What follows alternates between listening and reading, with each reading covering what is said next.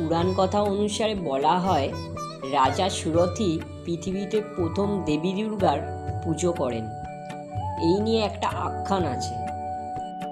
চন্দ্রবংশীয় সুরথ ছিলেন একজন সুশাসক রাজা।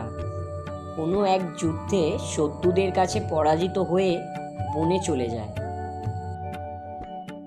তার অবস্থার সুযোগে তারই আমাত্যরা রাজার ধন সম্পদ ও রাজ্য অধিকার করে নেয়।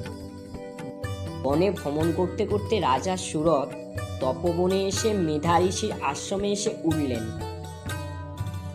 আশ্রমের জীবনযাপন অন্যরকম। সেখানে সাংসারিক চিন্তা স্থান পায় না, কিন্তু সেখানেও রাজ্যের ভালো মন্দের চিন্তায় রাজা শঙ্কিত হতে থাকেন। এই সময় সমাধি নামক এক বৈশ্যের সঙ্গে সাক্ষাৎ হলো রাজার।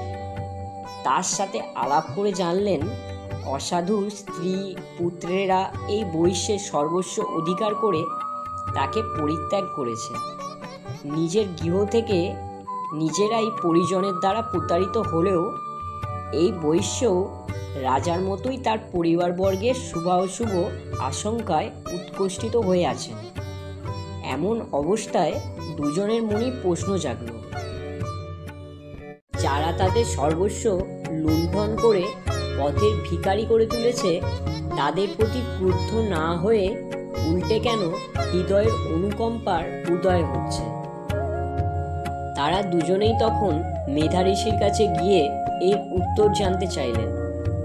ঋষি তখন এক এক করে চণ্ডীর দেবীর মহাত্মা সংক্রান্ত কাহিনীগুলোর উল্লেখ করে বললেন যে পরমেশ্বরী শক্তি মহামায়ার প্রভাবেই এমন হয়েছে। ঋষির কাহিনী শুনে অনুপ্রাণিত রাজা ও বৈশ্য নদীর তীরে 3 বছর কঠোর তপস্যা করলেন এবং সবশেষে দুর্গা উৎসব করলেন। তবে রাজা সুরথ এই পুজো করেন বসন্তকালে, শরৎকালে নয়। দেবীর বরে রাজা সুরথ হারানো রাজ্য ফিরে পেলেন ও বৈশ্য তত্ত্বজ্ঞান লাভ করলেন। বহু প্রাচীনকালে কোনো এক সময়ে মহিষাসুর নামে এক প্রবল পরাক্রমশালী অসুর 100 বছর ধরে চলে আসা এক যুদ্ধে দেবতাদের পরাস্ত করে স্বর্গ থেকে তাড়িয়ে দেয়। দেবতাদের কাছে মহিষাসুরের অত্যাচারের কাহিনী শুনে ব্রহ্মা, শিব ও নারায়ণের চোখ দিয়ে একে একে মহাতেজ নির্গত হতে লাগলো। সেই মহাতেজ একসাথে মিলিত হল। হিমালয়ের শীর্ষে ঋষি কাত্যায়নের আশ্রমে এই বিরাট তেজপুঞ্জ একত্রিত হয়ে এক নারী মূর্তিতে রূপান্তরিত হল। দুর্গতি নাশ করার জন্য তার জন্ম, তাই দেবীর নাম হলো দুর্গা।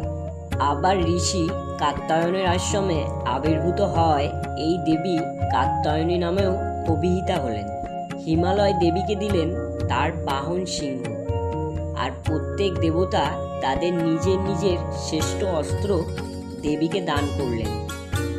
এই দেবী দুর্গা রূপে মহিষাসুর রূপী অসুর মহিষাসুর বধের উদ্দেশ্যে যাত্রা করলেন। দেবী ও তার সিংহনাদে স্বর্গ, মর্ত্য, পাতাল কম্পিত হতে লাগল। আর সেই প্রবল চিৎকারে মহিষাসুর ভীত হয়ে প্রথমে তার সেনাদলের বীর যোদ্ধাদের পাঠাতে শুরু করলেন।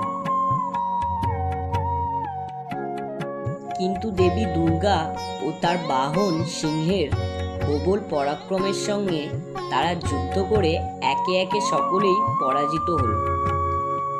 একেবারে শেষ পর্বে মহিষাসুর স্বয়ং দেবীর সঙ্গে যুদ্ধ করতে এলেন। যুদ্ধ শুরু হলো। দেবী মহিষাসুরের সব রকম প্রচেষ্টা ব্যর্থ করে দিলেন।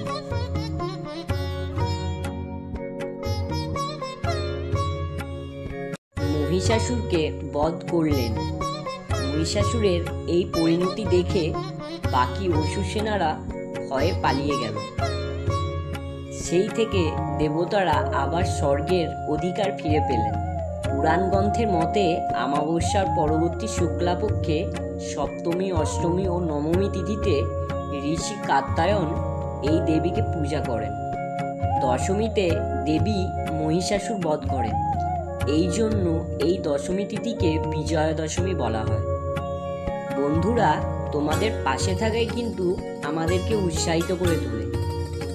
আর যদি তোমাদের ভিডিওটি ভালো লেগে থাকে তাহলে একটি লাইক করে দিও। আর এই চ্যানেলে যদি নতুন হয়ে থাকো চ্যানেলটিকে সাবস্ক্রাইব করে দিও।